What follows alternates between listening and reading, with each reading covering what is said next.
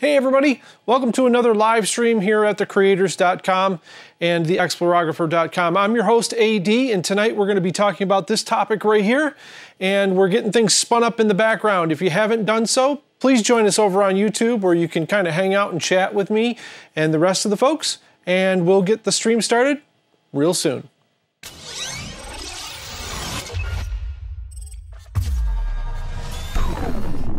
Hey everybody, welcome to another live stream right here on thecreators.com, also known as theexplorographer.com. You know, we're all one big community here, and I'm super excited tonight. I had to do a stream. I know I didn't do one on Monday. We're kind of busy, but we're doing a stream tonight because they just released On1's Photo Raw 2018.5, and there's some big improvements. And I haven't touched on this program in a long time, so I thought, because they're doing this big deal thing and giving away a bunch of stuff and everything, I thought, hey, what better time to get in and dig in and take a look at this. So we're not going to take all night on it, but I thought I'd do some processing, show you around, show you some of the new stuff, and we can talk about that a little bit. If you are joining me on Patreon, please come over to YouTube and watch on YouTube so that you can participate in the chat. Hi, Jan. I see Jan out there. Jamie, how you doing tonight? Nice to see you guys both here. Welcome. And if you're, I guess you must be hearing me okay, because no one has wrote in the chat that you can't hear me, so that's good. Let's not take too long here. Let's jump right in, and we'll get the screen shared, and we'll take a look. I don't know if you guys have used On1 at all. If you haven't, keep in mind there are two links in the description of this video, and that's on YouTube, by the way. In the two links, one of the links, the first link, you can go and download that, and that's a trial. You can download it for 30 days and play with this software, full software. So you don't get any trial, you're not missing anything, anything like that. You get the full gamut of what the program can do. If you already own Photo Raw 2018, this is a free upgrade. So it's free if you already are on board with Photo Raw. If you're not and you want to purchase it, and maybe you have something older from On1, as long as you have proof of purchase, like a serial number or whatever, you can actually get this for, I think, $69 right now. If you have anything from Photo Raw, you can get it for $69. And I have to say, out of all the software that's out there for $69, this thing, it could easily be the only piece of software that you would have to buy to edit your photos. So while there's great programs like Luminar and Aurora and Photoshop and Lightroom and all these things, all these tools I love to use, some of us have limited budgets. And if you have a limited budget, On1, in my opinion, is the best single piece of software for the money. Now, if you've never owned anything On1 before, it's $79 special right now, and they're including 50 LUTs with that, which are like presets, and we're going to get into that and talk about LUTs a little bit. So, all right, so we've got the interface up here. Remember, hey Janice, how you doing? Remember, if you guys have any questions at all, please put them in the chat, and I'll be happy to answer those as I'm going along. There is about a 30-second delay, so just keep that in mind. And I sometimes stack questions, especially if I'm getting to them, but I will acknowledge you for sure. All right, and we're hoping that nothing freezes tonight. I think I got everything ironed out, and I really hope so, because tomorrow night I'm doing a show with Janice. Now, I work behind the scenes with Janice Sullivan. She's here in the chat tonight. She does macro photography live, and it's pretty awesome. It's a cool show, and I get to produce it, which means I don't have to talk, which is really cool, because I have hay fever right now really bad. I don't know if you guys can tell, but my voice is shot. So I'm glad that, but you guys should seriously tune in tomorrow night and check out Janice's show as well, because it's a lot of fun and very informative. So, all right, so let's dive into it. What is On1 Photo Raw? Well, it's basically like Lightroom and Photoshop and everything all in one. So you guys have seen me talk a lot about Luminar. In On1 is probably a direct competitor. Now, I pull no favorites. I like Luminar, I like On1, and I kind of go in moods. Like I'll use one for a while, and then sometimes I'll switch over, and then I'll use another piece of software. So when this got updated today, I said, well, I got to go check it out. I got to see what they did. So I want to talk a little bit about the features that they've added. But first, before we get into that, let me just show you around the program and show you what it's all about. All right. So let's take a look here. And you can see this is the way the program opens up. This is the default browser. So what's neat about On1 is that you don't have to create a catalog.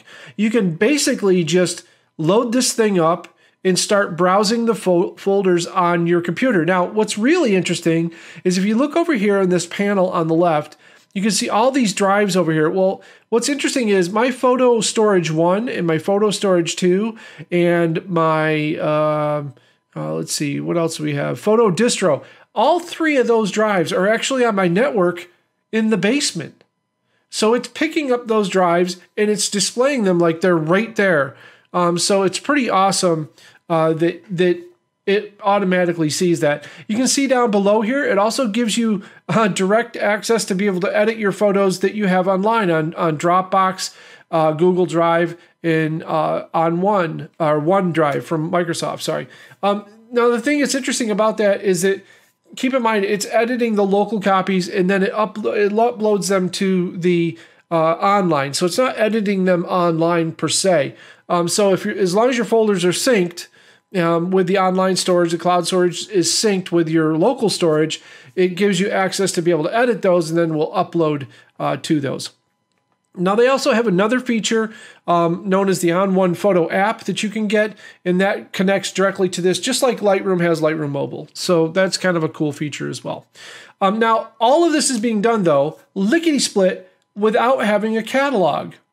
So that's pretty interesting, right? I'm zipping through these folders without a catalog. Look, I'll pull something off my network here. Let me just go to my network drive. So keep in mind, this is off my network, so it's going to take a second for it to wake my server up downstairs. Hopefully we won't get any skips in my network while it's doing this, but it just woke up my server downstairs. You can see it's loading in folders here all over the place. And if I go into Urbex here, you can see it'll find those folders. And it gives me the names and everything right away. And then I can go ahead and click on those and actually get inside those folders. And this is over the network. It's creating those thumbnails that fast. And so I think it's they've got the code down pretty well in the program, and it works quite well. And like I said, remember, this is over a network in my house. So this drive isn't even connected here. If I just go to a drive that's already connected here, let's say Photo Storage 3 is connected, I can jump into my photos here, and you'll see that it's a lot faster. So that's just directly right here. So you guys can get a view in on some of the crazy stuff that I have. I have folders for all sorts of. I have a lot of folder storage. I'm a great person for these companies to beta test with because basically, if it works on my system with all of the photos that I have, it'll probably work on just about anybody's system. So this is a PC, but it is available for the Mac, by the way, in case you're wondering. So anyways, let's go back to my original folder here. Here's where I was. And I was in, where was I? Here in travel. And there's a nice upside down picture of me. Is this where I was at? I don't remember which folder I was in today when I was in here messing around. It might have been 2017. I have folders from all over the place. You never know what you're going to find when you're in here looking at stuff. Let's do that. That's the folder I was in right there. All right. So let's jump in here to the cars. We'll look at some cars. So the nice thing about this is that these aren't catalog folders, so I haven't made indexes or anything for these. So we're kind of flying by wire here. If I wanted to, though, I could go ahead and I'm not going to do this now because I have not done it yet. I just browse on the actual drive itself, but you grab a hold of a folder, you bring it up here, and you drop it in this cataloged folder, and it'll actually put it into a catalog, and then it'll make indexes and all that sort of stuff for your files. So the browsing is pretty much just like Lightroom. You've got ways that you can sort things here by catalog files and recently captured, or if you've starred any photos or anything like that. You also have all the filters that you have in Lightroom, stars, colors, flagging, all of that sort of stuff. It also has tethered shooting for Canon and Nikon shooters right now, or Nikon shooters, but that's something that's not available to Sony people yet. So you guys luck out. That's one thing us Sony folks don't have yet. but we have other things that we can tether and do it that way as well, but that is included with On1. And you also have a recents list down here. So Walter, basically all of this stuff that I've worked on, I can actually call these back in and work on those. So it's pretty cool that you can have those features. So let's just look at some of what you can do with this program. So as I'm browsing, you can see there's another tab up here next to browse called presets. And I can just come in here and I can click on presets and it'll find all of the photos that I've used these presets on. So that's another way to sort, which I think is pretty cool. There's also all of this up here at the top, which are your directory listings. So you can click in and out of directory listings just by clicking on the actual folder itself. Or you can do it, more tactile by clicking here and moving into the folders in this way. So you guys have seen most of those photos. Let's go to this here and let's load up a photo and let's work on it. Oh, before I do that, there's also different views. So you can also have the detail view, which shows you one big photo, and then it allows you to scroll through the photos with your arrow keys or just by using the arrows up here on top, up on the upper bar. You also have a film strip view, which we're pretty used to. This one should make you feel nice and comfortable. I think we talked before about making programs comfortable for you to use, right? So it allows you to set this up like other popular programs you might have used before. So that's kind of cool. So you can also do a comparative view. So if I was to want to compare two photos, I can click here, hold down the Control or Command, click another photo, and it gives me a comparative view of those photos. And I can add four photos. I can just add other photos. If I'm trying to compare these different images to each other, I can go ahead and do that. So that's a nice feature as well. So we're going to use the film strip view for now because we're going to actually go ahead and edit this photo. So as we work our way around the interface, which I like to do with these programs when I first show them off, you can see that we're now over to the navigation side and the metadata on each of the photos. So if there's any metadata info on the files, it'll show up here, show you what the camera, all the camera data that it has, the size of the file, which is great, if there's any presets applied, the type of camera, and so on. This is a raw file. And we also have our histogram, and then we have navigation, which allows us to zoom in and then just move around the photo as we see fit just by dragging the navigation around, which is awesome. All right, but what I want to be on right now is we're going to start out on levels. So as we move our way around, you can see here that on the far side here, right now highlighted in red is, if you can see that, is browse. And that's because we're in the browsing mode. But then we have develop, effects, layers, and resize. So those are modules that are included in On1, and each of them has their own purpose. The develop is pretty self-explanatory. Effects are kind of post-processing. So normally, like, we'd use Lightroom to I showed you guys how to edit in Lightroom and then take it to Luminar to do the finishing in. Actually, in On1, you can do it all in one program, which is really nice. Then there's layers, where we can actually add photos on top of there. We can add layering different effects, all that kind of stuff. And then resize, which is a built-in module that's basically made to smart resize your photos. If you need to blow up a photo and it's only so big, they actually have algorithms built in that will allow you to enlarge the photo and not lose any of your within reason, not lose any of your definition. So that's really nice. So, hey, all right, Janice is updating On1 as we see. You're gonna love it, Janice. Before we get into develop and all the stuff that it can do, let me tell you about the improvements that they've made right now to On1. And I'm going to read this out of my email from this morning. So let me just put that over there. So this is the email I got this morning. And it just says basically that it's available today. They just released it. And here are the things that got updated. They added more camera profiles. They've added LUT support, which is lookup tables, which is basically like the industry standard for color grading. It's a wonderful thing. If you haven't tried it, we're going to do some here tonight. Improved brush performance. They've improved the speed of the brushes in this quite a bit, which is very nice. They've made the culling in your film strip speed is very fast now. You can have RAW and JPEG. You can sort by RAW or JPEG photos, so you can see all the RAWs, you can see all the JPEG photos. You can have nested albums now, which you couldn't have before. Background exporting is really nice because you can export a file and then go on about your editing, and it just exports in the background. And that's really nice. You don't have to sit there and wait for it to finish. That's pretty cool. They have nested presets too, so you can make your own preset hierarchy, and we'll get into presets here in a little bit. They've made transform tool improvements, and that is one area that they're working on actually making it even more friendly, because there are a lot of companies out there like DxO and Lightroom have very advanced perspective correction in their programs, and On1 wants to have that as well. So they're improving on that. It's better now, but they promise they're making it even better in the next go around. Faster transitions between modules, so going between develop and all that. I'll show you about that, how that works. Out of process cataloging. So basically, it doesn't matter if it can't.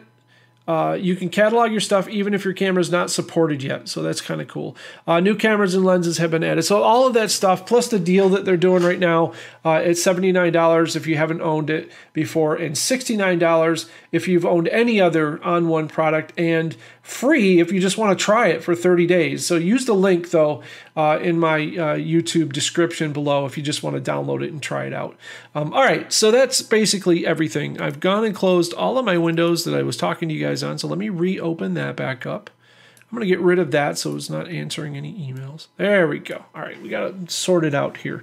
All right, so back in the space, let's move into the next module, which is develop. Let's actually work on a photo itself. So I'm going to go ahead and open this up and put us in the develop module. I noticed that our lag here is quite a bit. The system is quite a bit behind me, so I get a drink and hope it'll catch up, but it won't. So, all right, it's about 35, 40 seconds behind me. So, all right, so let's just take a look at a photo here. Let's see here. I kind of like this guy right here. All right, so this old DeSoto here. And if you notice when it loaded, it kind of loaded a blurry photo. So if you load it first, it's a little blurry, and then it takes about 10 seconds and it snaps in.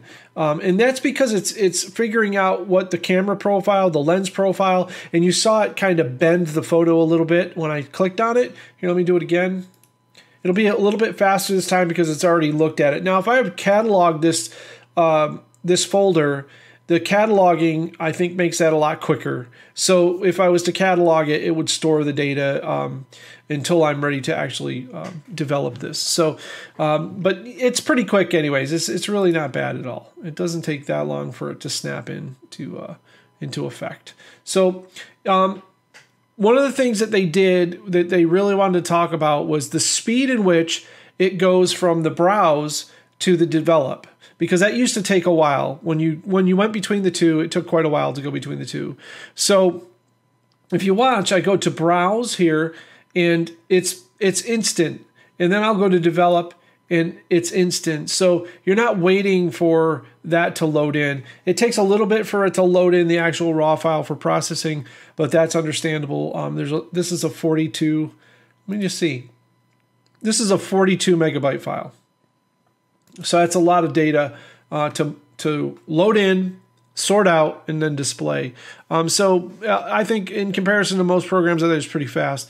And probably as far as the big program out there that we all know, the Lightroom, I think it's faster, in my opinion. All right, so let's talk about the develop module. So the develop module is basically like every other develop module. It basically works right off the raw data. So I can make exposure adjustments here. And you can see everything moves in real time, so it's pretty good. We could just click auto and let the program sort it all out for us if we want. That's always fun. There's also camera profiles right here at the top. So let me talk about those a little bit. They've included On1 standard profiles. So this is stuff that they've developed. So you can see that they have all different here. They have the standard, which is just basic pop. They have landscape, where the greens are a little bit more vibrant.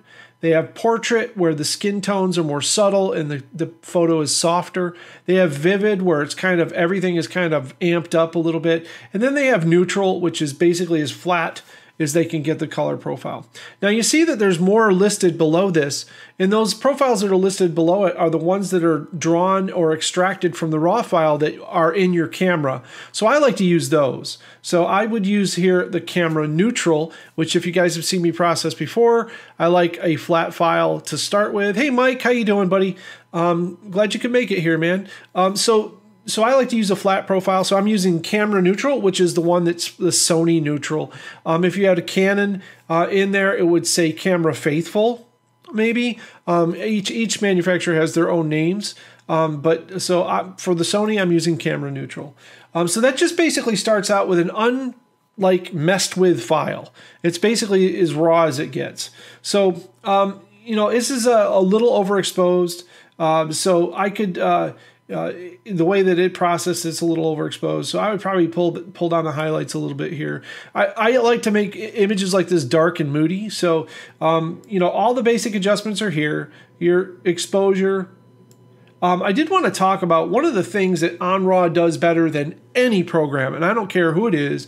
All of these other people who make software should look at On1. Their contrast slider is the best contrast slider in the business. I'm telling you, you do the same move on Lightroom, you don't get this results. Their contrast just does an excellent job of really just bringing a bold look out to the image. So this image is kind of noisy with all the trees around and stuff. So I'm gonna do some stuff. Do some stuff to them trees. So we can do all the regular stuff down here. We've got a structure. I really try to stay away from structure because it tends to make like the garish HDR kind of look. So if you look at here, I can turn it up, and it takes something that was noisy, like all these leaves, and it just makes them even more noisy. You can see a good comparison before and after. So I probably, for this image, I wouldn't touch that. If I was trying to bring out details in something, I might do that. Haze is another one that we're used to, dehaze, haze. It works differently than it does in other programs here. If you move it to the right, it adds a fog.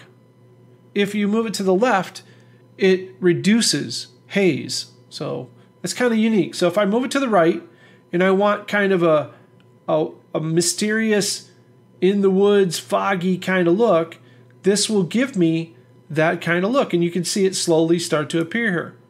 So there we go. You can see a before and an after.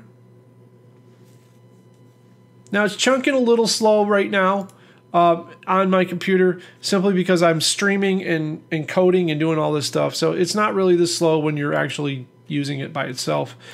Even when you have Lightroom and other things running, it's still quite fast.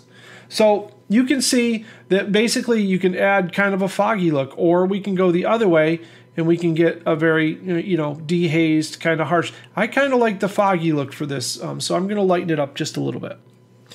All right, next on the list we have our temperature and color controls. We can use a color picker here, and I can just choose something that I knew was neutral. So if I knew something on this car was neutral, like this light right here, I can go ahead and choose that. Obviously, that wasn't neutral for sure. Basically, it allows you to select your grayscale, or you can just go with what the conditions were for that day, which it was cloudy. So I'm just going to go with that because I knew the conditions that it was, and trust that the software company sets those numbers properly. All right, so we're just going to slide down here a little bit, and you're going to see here that you've got control now about how much of that how much of that white balance pertains to the highlights and how much of the white balance pertains to the shadows. So an interesting effect, right? If we want to have colder shadows, cold in the shadows, and we want it warmer in the highlights, we can basically control it by moving these sliders back and forth. It's a pretty unique little system, so it's kind of neat. I'm going to just stick with cloudy for today and keep those down. I don't want to mess with those right now, but it is another level of adjustment, right? All right, and we're going to move into details now. So we have sharpening. I generally don't do sharpening at this point, so I'm not going to touch that. We've got our lens correction. So this is where we can control any type of barrel distortion or overall lens correcting. So all lenses have a certain amount of barrel distortion to them. Most of them do. So this allows you to repair that. And it did it automatically. It also adjusts light fall off as well. And as well as chromatic aberration. Now I don't have any chromatic aberrations to show you in this photo. And every time I go to demonstrate chromatic aberration, I never can find the file that shows it the way I want to. One of these days I'm going to have one file and I'm just going to put it on my desktop so I can show you guys. But it's basically purple and blue fringing that happens on high contrast areas with cheaper lenses or lenses that have a defective coating on them. So you can use this to actually remove that out of the image so you don't have that fringing. So we have a slider for purple and a slider for green down here. Now the fall off is light fall off. So if you find that you're getting some false vignetting around the edges of your screen or your photo, then this will allow you to adjust that to fix it. Remember, if it does find one of your lenses automatically, it's going to automatically fix that, so you don't really need to do anything there. All right, so there's some other adjustments here that you don't see that I want to show you. So if we go up here to the top, you can see a button that says Show More. So why not? I'm game. Let's try it. Look at that. Look at all this extra stuff that you have in the Develop module. We can add curves. We can do a color adjustment. We can do vignetting, split toning, skin retouching. Man, all sorts of stuff. Black and white processing, which their black and white processing is amazing. But I'm not going to do any of that stuff. I'm gonna leave that for you guys to experiment with and play with, because I think that that's really fun to do. All right, but I'm going to show you about what this other tab does, which is local adjustments. Local adjustments allows you to basically mask off areas and just make adjustments in those areas on the raw file. What I really like with this is that it gives you a brush, as you guys can see here. So you can see that there's a nice brush popped up here in the background. And I could just start painting in a mask here if I want to. And we can also look at what we're painting, because I can paint with color down here, which I like this feature a lot. I can just turn that on and I can start painting with color. And this easily allows me to see where I'm going to be making my adjustments. So if I just do all this, I'll just do this really quick. But I can do this really quick because I'm painting with a spray paint can pretty much. So we're just going to do this right now. You know how sometimes you'll like make adjustments really harsh so that you can kind of see them? Well, this is kind of like that, only we're just basically gonna outline this car really quick. All right, so that's really sloppy, but you get the point. Oh, my nose is itching from my allergies. Lovely. All right, so turn the paint with color back off now. And so once you've got that turned off, now I can go ahead and make adjustments, and it'll only adjust in that area. So the first thing I'm going to do is adjust the exposure a lot so you can really see it. So see how that made that right around the edge, just like that. So obviously I wouldn't be doing that, but I could change the temperature around the outside. I could do whatever I want, and then I can control the opacity of that to blend it in. So now you can see that kind of blends right in with the top of the car. And of course I can go and refine that mask if I want to. They have a wonderful thing called their Perfect Brush, and let me show you how that works too. All right, so we'll turn our color back on so you can really see how this works, because I always like to see, right? I like to see it to what's happening. So it'd be really hard for me to paint right along the edge of this roof and do all that kind of stuff. But with the magic brush, or the Perfect Brush as they call it, I can actually lock on to a color and then only mask that color. So check this out. So we're gonna go ahead and close that. So if I start on the leaves right here and I click with the Perfect Brush on, and then I hold down the Control or Command key, you can go around and paint on this thing, and it really will only pick up that one color. Now you can notice it is painting some places on the car, and that's okay. It's all right. Those are reflected areas, and it probably is all right that they're showing up. But you notice how the leaves are all painted up here, and it's really outlined that hood of the car quite well, right? All right, we got that. Let's see if we can get this one. Now, I usually use a smaller brush. I got to tell you, it's a little large to get started. Let's start with, see. Now you can use the bracket keys on your keyboard to change the size of the brush, which is nice. Whoops. I just erased my mask. No. Or did I? Well, Control Z always takes us back to where we were, right? Yep. Maybe. That's what happens when you hit one key. There it is. I hit the backslash key, which caused it to trip out and undo my work. So I'm going to see if I can I go forward? See if I can go forward. Yes, I can go forward. So Control-Shift-Z goes forward. Control-Z or Command-Z goes backwards. So I just went forward. All right, so back to what I was at here before I hit the wrong key. All right, so I want to try to do the rest of this, but with a smaller brush. So I'm going to select this little area right here. And when I do, I'll hold down the Control key. And now it should paint just those other leaves that are in there. So it gives you a very fine control. Here's a good spot right here with this. Click once, press Control and hold it. And now it should just fill in those areas if there are any more of them around. Click, hold, there we go. So you can really see how that works there.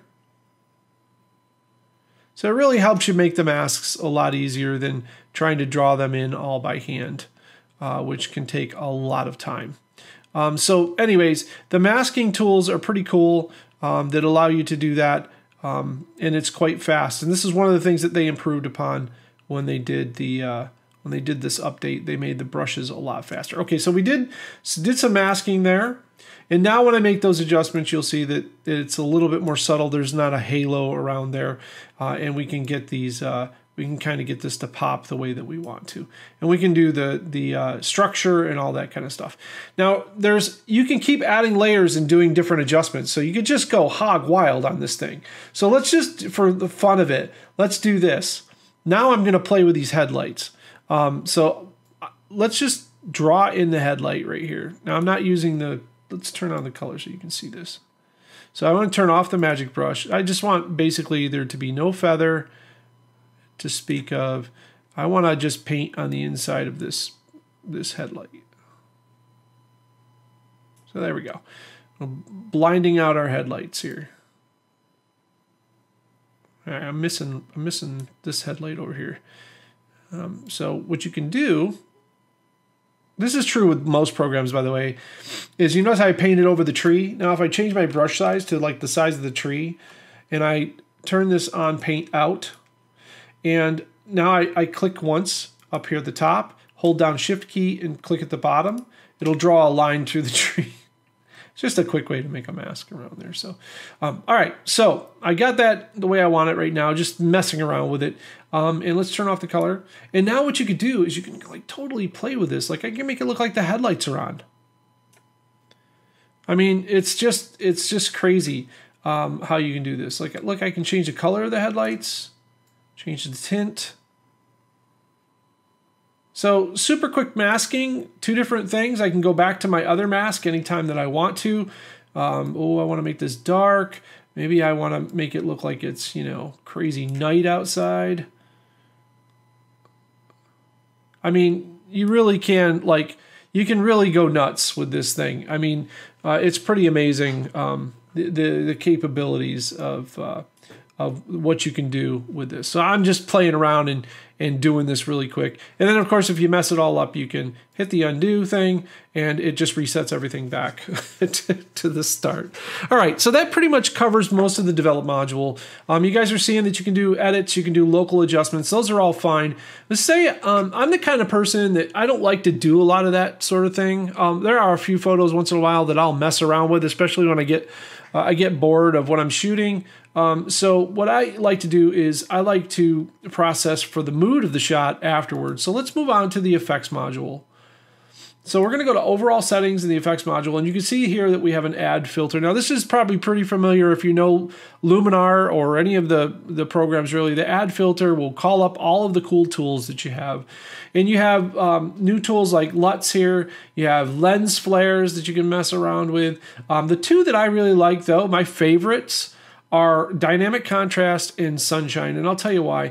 Dynamic contrast makes adjustments, micro adjustments to contrast that appear to make the photo sharper, but they don't actually use sharpening. So it's actually using contrast in different algorithms to make the image look sharper. So if you could see a before and an after, you can see how much detail on that hood is popping out. That's from the micro contrast. Let me turn it off. There it is off. Look at the hood especially. Look at how much of that just makes that pop out. Now, you'd think it was sharper, but it's not sharper. There's no noise being added here. I mean, I can amp this up quite a bit. And it does not add noise. So we were adding quite a bit of this dynamic contrast. There's no noise being added at all. Look at the dark areas. No noise. I love this. That image looks like rip your face off sharp. Now I've overdone it on purpose, and I'll tell you why I overdo it, because the next filter that I'm going to add is going to kind of counteract that. So I like the alchemy of the two together. So I'm going to add another filter, and my other favorite one is sunshine. So cool. Doesn't really lend itself well to this particular photo, but I'm going to use it anyway, just to show you guys. What I like to do with the sunshine is I like to crank up the glow. I really like that a lot. And a lot of times I'll turn down the amount of sunshine, and then I'll come down here to the other dynamic contrast again, and I'm going to darken the photo.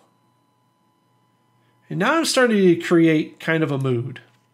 Now we're getting a mood going. Some more glow. A little bit more of the medium details, maybe a little bit of the large details.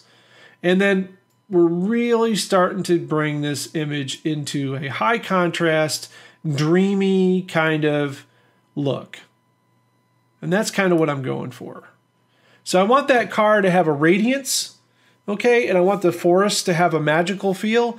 But I don't want it to be like, I want you to look at it and be like, I don't know what they did to the photo, but it looks cool. So those are my two favorite out of all of them. But there are so many other adjustments that they have here. Like you could add, another thing I like to do is add a classic vignette to stuff like this. So I'll use a high feather right here. And I don't want it to be, I don't want you to see too much of it. I like the big softy. Actually, I can just add that in. And I really, that kind of really draws your attention now. Remember when we started with this photo, the car was in competition with all of the forest. And now the forest is kind of like holding the car. That's kind of what I was going for here. So they do a nice job with the ability to add these filters. Now you can also mask all of these filters, so you can mask them to wherever you want. And some of the things that you can do, I think, it's a target. You can add the center, so I can put the center of the vignette way over here if I want to. We obviously want it in the middle. But you can do all of that sort of stuff. Let's look at some of the other effects that they have here. Some of the stuff that I maybe wouldn't use. So they've got a vintage, which is always cool. Check this out. One click, boom, got a vintage look to your photo. I mean, it's just, I didn't even have to do anything. I just clicked on that and went. And then you've got all these other earth tones and everything. Now, when you click on these, you might be like, well, wow, man, that's really, like, that's ripping my face off. That's like way too much. So if you click it though, you can then control the opacity of that particular setting. So I like the ability that I can tone the image with just that vintage preset. They also have another one on here called antiquing. This is really cool as well. It gives an old feel plus film grain, so we can look in close here. I'll zoom in, and you should be able to see here once it processes. It takes a second to process because we're doing a lot of stuff here all at once. But it brings in a very subtle film grain, like you can barely see it, but it's just enough to give it that grainy look of film. You can just see it here underneath the fender just a little bit. So yeah, it's really nice. They've really done a wonderful job with their filters and presets. Now, we talked earlier about LUTs. I have LUTs on my website that you can download for free. If you buy this from the link that I have in my description below, they give you 50 downloadable LUTs off the website, and they're adding more. They've also included quite a few. So let's look at what they give you. You can look here, and they have categories. So we have black and white. I mean, just look at that. It's fantastic. All I did was just turn it on black and white. Just amazing. They have color grading. So if you're not sure what color grading is, what color grading does is it takes your whole palette and it moves it into a series of colors and then maps them in gradients across your image. So it'll take your palette and basically make a smooth gradient out of it, which makes it a more pleasing image. So color grading is very nice, especially effective on video, but they're also popular now for photos too.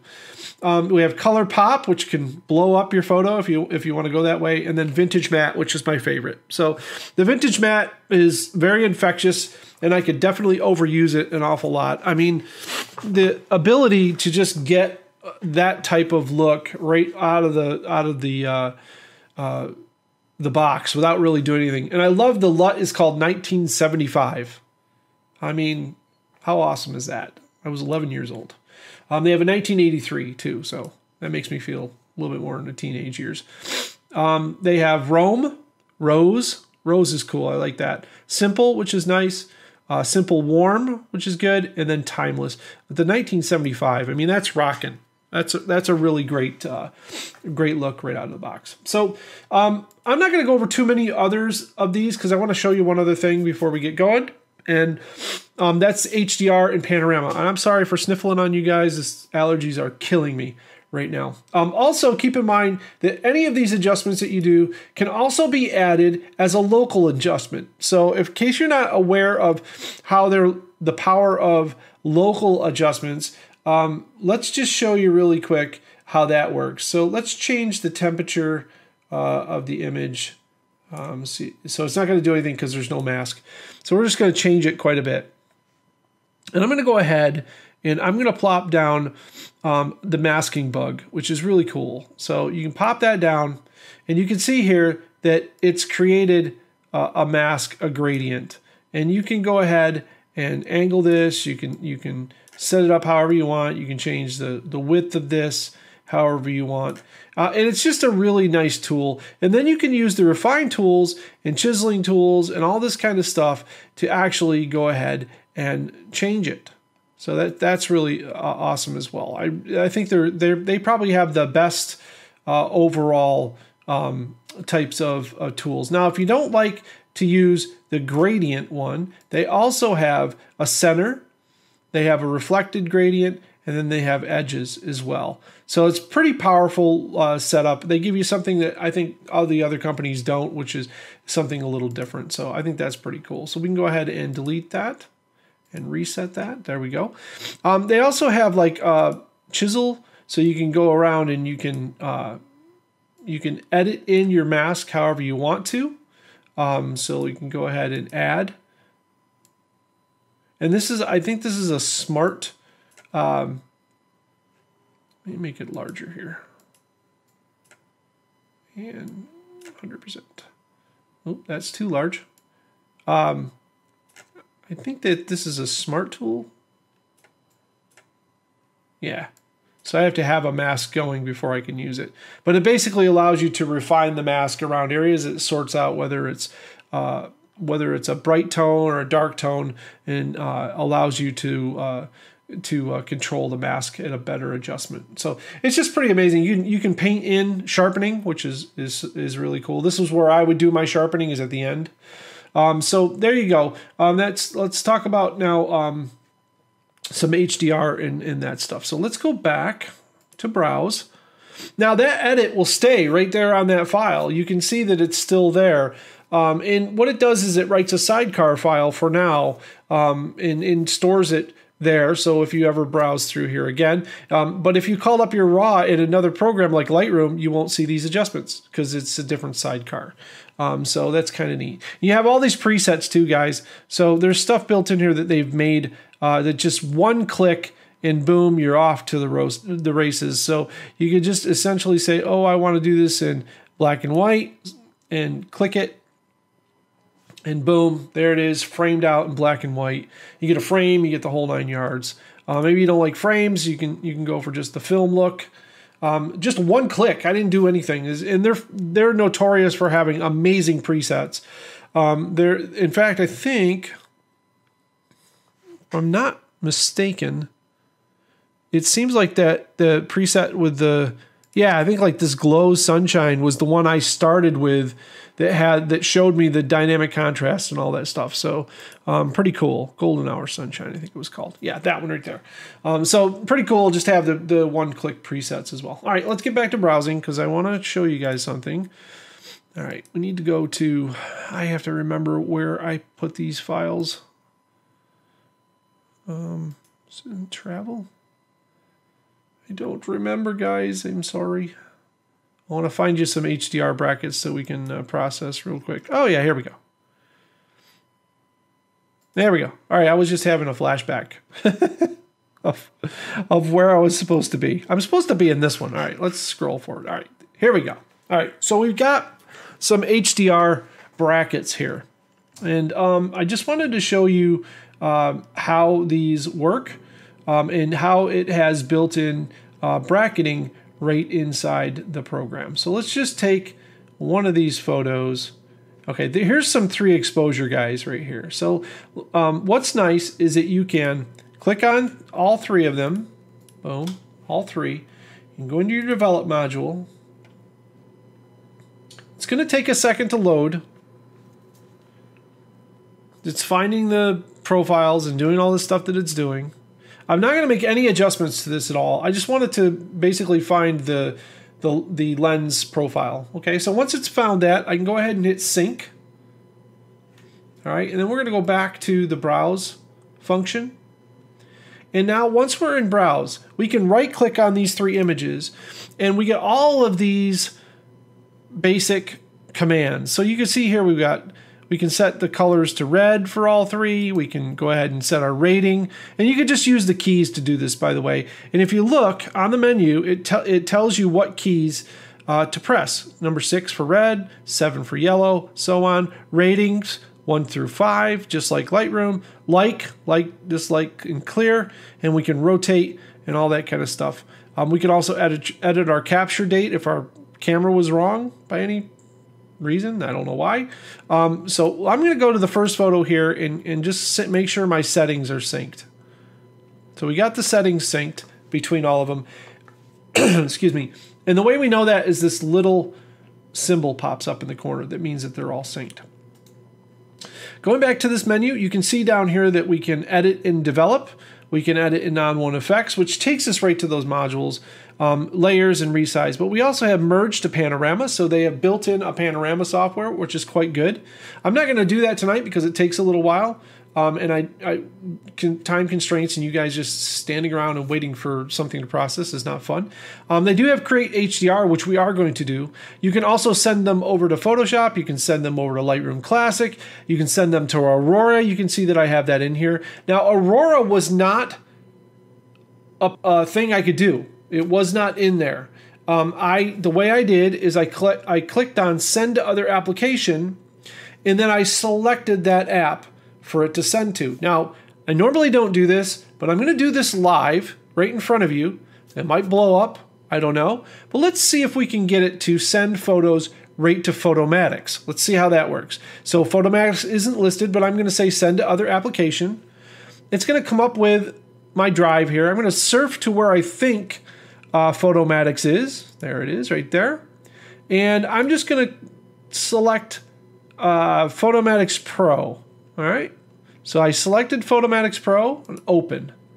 So I want to edit with the settings applied. I'm going to use a TIFF, no layers. I'm going to edit in ProPhoto, going over as 16-bit, resolution, blah, blah, blah. Now my photos actually come in at 350, so I'm going to change this to 350. So that's what it says they are up here. It doesn't matter really because it's all about resolution, but I like to make sure those settings are the same whenever I'm transferring between programs. So I'm going to go ahead. Now I've never done this before, so let's just see what happens. We're going to go ahead and hit edit. And it's probably going to open up on another window, but we'll see. Now it's going to process these photos, so it's rendering the raw files as TIFF files now in a cache folder. So this is going to take a little bit of time, just like it would in Lightroom, just like it would in Photoshop.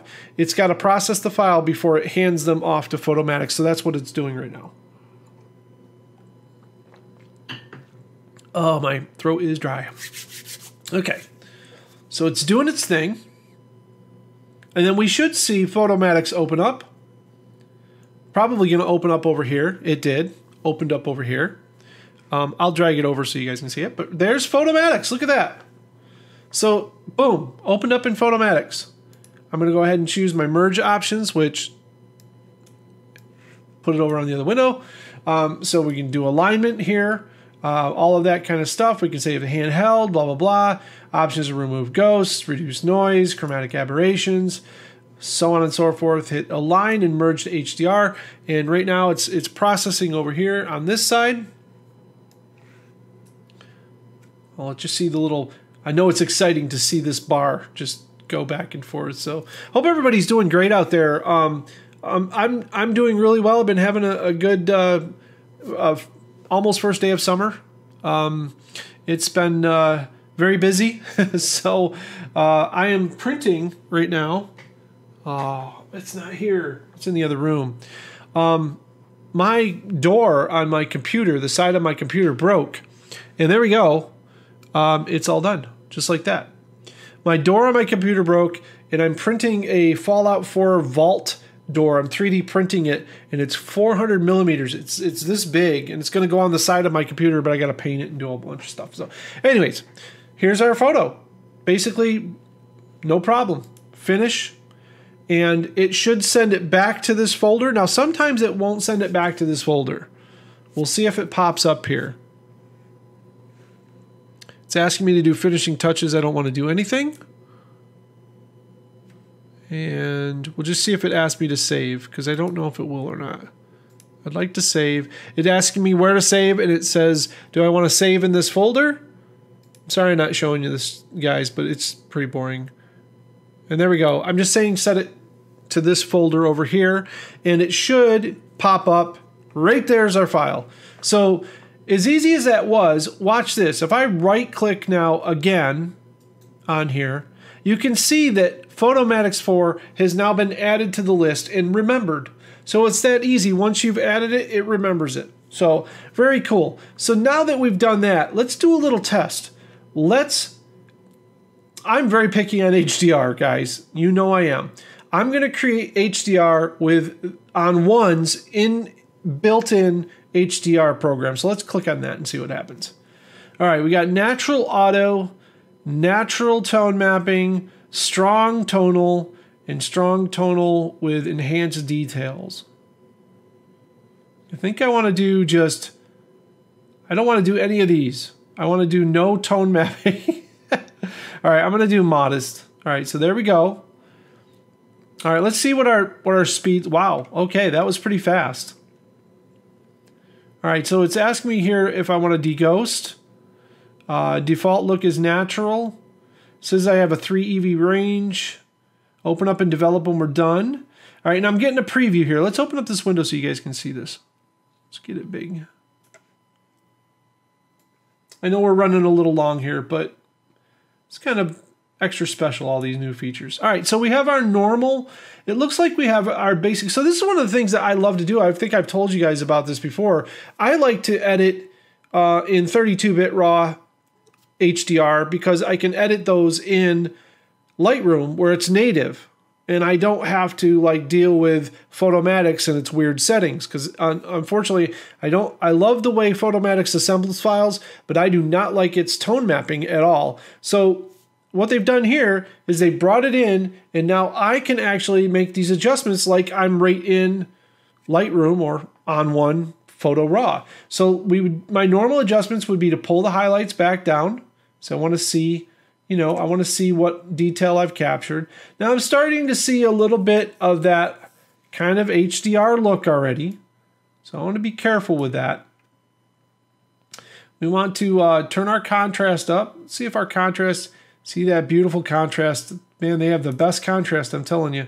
So we're seeing some detail in the sky here. I don't know if you guys are picking that up or not, but I can see it pretty well here. We have, let's see, it was a cloudy day. So let's go ahead and do that. Although, you know what? I know the water was white. Can I pick this? Oh, I can't. I can't pick it. I can do auto. Oh, that's interesting. So I have to go with a preset or auto. Okay, auto works for me. That's fine. And so I honestly, I don't know how much adjustment I would really do here. I don't want to like do too much. Like this HDR look thing. Oh, there we go. Perfect. Get rid of that. I don't want an HDR look. It's exactly what I don't want, folks. So let me bring my midtones back a little. There we go. All right. So we're starting to. There we go. Starting to see where it's looking more like a flat image. All right. So what I try to do is make sure that now what would be handy to have here would be a histogram, which we don't have. So that'd be nice to have that here. But so I just use my eyeball, and it doesn't look like I have any blown out areas here in the water. I can see all the detail. I can see all the detail in the sky, so that looks pretty good. Let's go ahead and save it. We'll see how fast this really is. And then I want to do a comparative. I want to look at this image with the Photomatix, because I have to be honest with you. Photomatix has been, I've used it since 2007. So it's kind of like the gold standard for me, is to compare it in a 32-bit image. So let's just see what we get here. Janice, it probably won't. Most of these programs use a 32-bit processing engine. Woo. They use a 32-bit processing engine, but they display in 16-bit. The only program that allows you to actually edit the 32-bit file is Photomatix. Sends back a 32-bit file, and Lightroom can read those and then display them. Now, Lightroom is probably displaying a 16-bit display in tone mapping on the fly, but all of the data is there. So, I'm pretty sure, we'll look at the info on this file, but I'm pretty sure. Now, the file is pretty big, 212 megabyte file. So that's pretty big. So it very well could be a 32-bit file. It does not say what it is. So I have no way of knowing. It does not say here. It just says it's in ProPhoto, says it's in HDR and On1 format. I'm not sure what that, their proprietary format. That might be what it is. So let's just go back. Now we can see our levels here. Looks good. We can go ahead and click overall adjustments, and we can make our adjustments. You can see the adjustments that I've already made have carried over. So that's a good starting point. So I can go now and, so let me show you some other stuff. So one of the things that we would want to do here is fix the crop. So we can go ahead and fix that if we want to. I think that the angle though is in the level. So we'll do level here, and I want to level this because this is actually level. See, I don't always shoot my photos perfectly straight either, guys. All right, and then once we've got that, I want to move this over to get most of that waterfall as much as I can in. Okay, looks good. I'll apply that. All right, now you notice I got some stuff. I got like this guy right here down in the corner. And I got this little tree right here. So On1 has tools like an eraser tool. So we have the perfect eraser. We have a retouch brush. And we also have a stamp tool, clone stamp. I've found that the clone stamp works the best for things that are on the edge of the screen in On1. So what I'll do is hold down the Alt key and it'll put a little target down. I'm going to start right here and I'm going to click once and that'll make a target. Now you can see I have a little texture that moves around with me. I'm just going to start right here with that texture and I'm going to paint right over this and you'll never know that rock was there. It takes just a second to go ahead and clone that out. And then I'm going to do the same thing with this tree right there. Yeah, with that tree. Alt. Let's pick a spot that's plain right there. And I'm going to go ahead and get rid of that. Now, that wasn't a perfect match. You can see that it's kind of like blotchy. So what I usually do is I'll then go to the magic eraser. And the size is a little small here. Let's size it up with the bracket keys. And I'll go ahead and I'll just draw around that and see if I can get rid of it. Now I know there's some more plant down here somewhere, so I'm going to try to get rid of it all, even off screen, because it's non-destructive. And any of these programs, even Photoshop, by the way, remembers what's off screen. So because they don't do a destructive crop. So if you're trying to eliminate something towards the edge of the screen, always mask way farther off the screen so that you get all of it. And that'll keep those little, like if you ever seen it, that kind of makes like a little fuzzy thing on the edge. It kind of looks like a gradient. That's why that happens, is because you're thinking that the tree branch ended right here when it actually ends way down here because we cropped it. All right, so there you go. You can see that I totally removed that out of there quite easily. Wasn't any problem at all. Probably still needs to be straightened a little bit. I think it's still a little leaning down. So I'm gonna straighten it a little bit more. So I think this is more straight than anything. No, maybe not. Oops. Level, where's the level? Maybe that is. Still not level. It'll kill me until I get it right.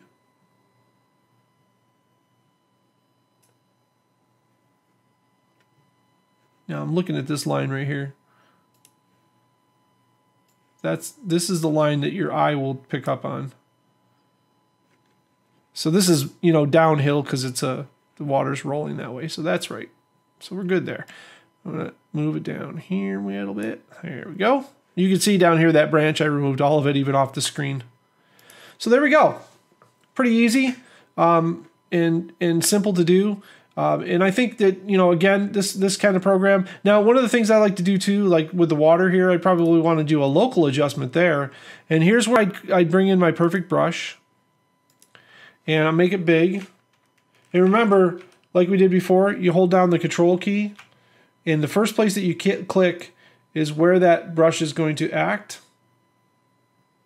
So see how it's going around, and it's just, now it's over exaggerated because I have this turned way up. But I just want to affect just the white water. Look at that. Look how it's just affecting just the white water. Now I draw all over the screen anywhere I want, and it's still going to do just the white water. So see how I'm going even on these other spots that are up here in the green, and that mask is not affecting those. So pretty cool, huh? All right, so there I've got my mask, and now I can just, basically I really don't want to turn that down. I want to bring my highlights down just a little bit so I can see more detail in that water. And it was that easy to mask that out and basically just affect just the water. Because, you know, sometimes water will come out like blue or some other color. You can also control the temperature here. So see, you can actually control the temperature of the water as well. So I think it's super powerful and intuitive. Intuitive is the word, because it I mean, comes to being like, I don't know, when you want to be creative, you want things just to be easy to do, right? And that's how you stay creative when you're editing, is if things flow and they just work. One of the other features that it has, one more thing we'll talk about, is that you can actually adjust what is being adjusted here. There's also a way to adjust, click on the gear, You get blending modes. So if I want to apply this just to darken or whatever I want to do, soft light, or however I want this mask to be applied, I can do that with blending options. I also have range here, so you can apply it to just certain colors if you want to. And there's also, I think, yeah, luminosity is in there, so you can do a luminosity mask. I mean, it's just fantastic. There's so much kind of like able to dial it in, you know, the way you want to. So let's go ahead and turn that off. We're done with that. All right, guys, I'm going to go ahead and do my usual process and image. If you have any questions of things you want to see in here, please give me a shout. I know I mostly work on just landscapes. You know, if you ever want to see me do a portrait or something, we could do that. And I didn't get to, like, the layers allow you to load in other layers of other photos. So you can, that's the layers module, they call it. So not these layers over here, but actually a whole module that's dedicated to just adding like second images or textures or whatever you feel like you want to do to add it on there. And so it's basically rendering this image now. So I totally screwed that up. Let me, it's going pretty fast. We'll let it go. We'll let it go. There we go. Oh, it was quick at the end. So we get the layers. Then we can go ahead and we can actually add images over the top of images. So I can get wild and crazy here if I want to, but you can, I think you could just drag and drop images. Here's it ready. Do you want to add this photo as a layer or open? So you just add it as a layer. So I added that image as a layer. And then, of course, you could do your whole blending modes, however you want to blend it in there. You can add it in as a, I think you can do a luminosity fill or all sorts of stuff. And smart layers as well. I mean, this goes real deep, and I don't want to deep dive on this tonight. But it's just like Photoshop. Basically, you can add in, blend in layers and do all that stuff. The other thing to talk about is, let's call in this image from Westworld. Let's just do this as a new photo. I don't want to work on a giant photo. So let's talk about resize. So this was a capture off television. So I just caught this off the TV. And you can even see it was captured at 24 frames per second when it was playing. But you have the ability here to essentially, we can make this photo larger or smaller using fractal geometry. And I think that's pretty amazing. So we can pick a paper size, we can go with that, or whatever we decide to do. So let's just say we want to make this image, it's 10 inches wide. It'll print it 10 inches wide. Let's make it 24. And did that automatically do that? I'm not sure that it actually kept the ratio. I don't think it did. Pixel dimensions. Let me just try this. 10. Oops. No. 10. Yes. Okay. So it does change the bottom number. All right. So it's aspect locked. You can see that it's going to change the pixels here to 8400, and it's going to make a file that's 227 megabytes out of this little file. But that's okay, because I want to try it. Let's try it and see what happens. We can add film grain if we want to. We can add sharpening. It's just going to go ahead and add what it wants to. So we can look at the photo here. This is the photo before. So you can see what it looks like. And the loop allows you to see, I think this is what it'll look like when we're done with it, but I'm not sure. And then essentially what we want to do is say we're done, and it'll go ahead and upsize the photo. Now my computer just kicked into overdrive, by the way, so it's like screaming right now. I'm going to close some windows here.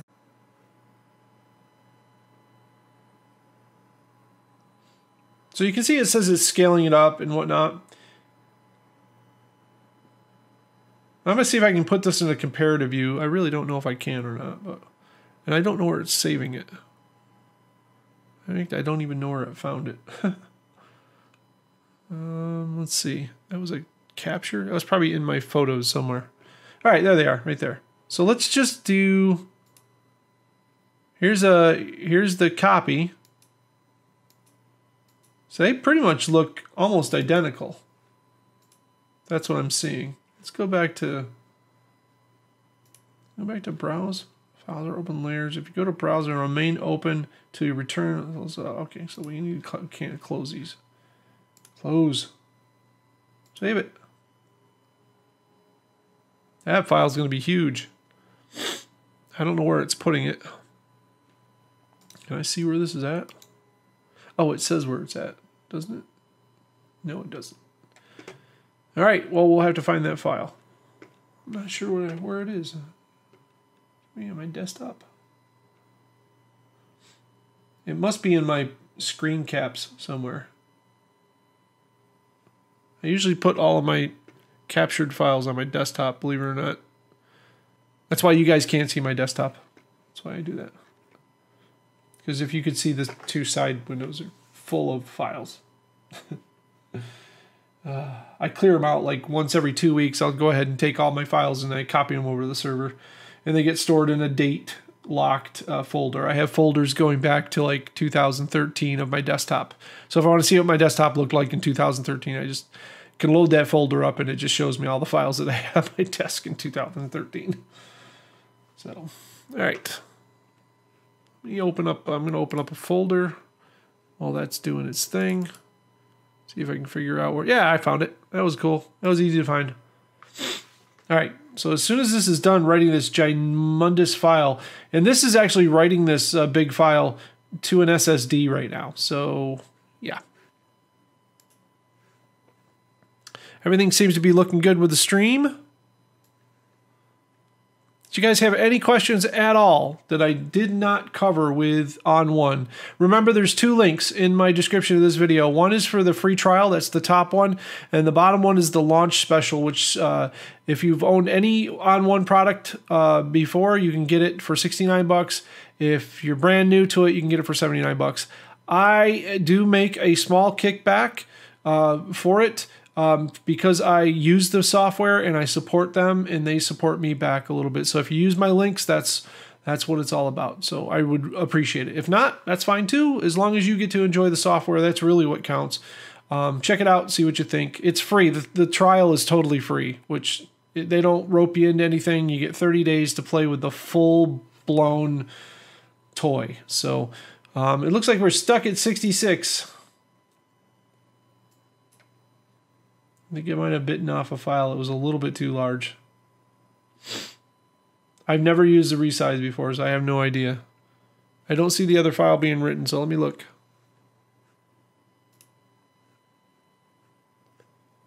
It's appropriately in my pictures folder. It says it's at 480 megabytes right now. I don't know what it's writing. I'm assuming it's done. 66. All right, can I cancel it? I can't cancel it. All right, well, there you go, guys. You can look at the 2 files together. This is the original file, by the way. We'll look at the original file while that's doing it. So you can see that was captured off a video that was playing on my desktop. So it's, you know, it's nothing you would print. It was just a screen from Westworld. This actor, somebody that I follow, and so I wanted to capture this and show it to a friend because he's on Westworld, and I couldn't believe it. But it looks like this is shot, and that could be because of that cache drive. Yep, not going to let me stop it. So let's see if we can stop the main program.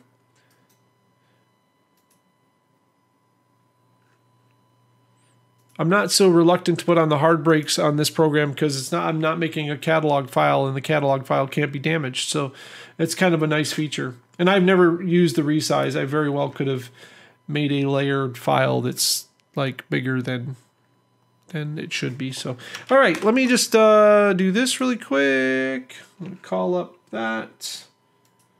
No, don't cancel OBS. That would not be good. All right. So we just stopped that. We'll bring it to a halt.